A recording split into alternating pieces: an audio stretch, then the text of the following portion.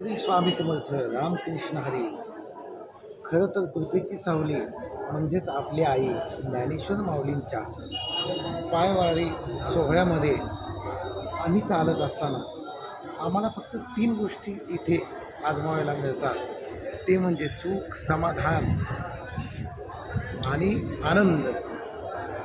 वारकरी मित्रांनो, खरंच तुम्हाला जर हे सुख, समाधान आणि आनंद हे नक्कीच आजमावायचं असेल व त्याची अनुभूती घ्यायची असेल तर आपली आई म्हणजेच ज्ञानेश्वर माऊलींच्या हाताला धरून पायवारी सोहळ्यामध्ये चालत राहा आणि पंढरपूरच्या विठुरायाच्या दर्शनाला चला. नक्कीच तुम्हाला सुख, समाधान आणि आनंद हे काय असतं त्याची प्रचिती आल्याशिवाय राहणार नाही. रामकृष्ण.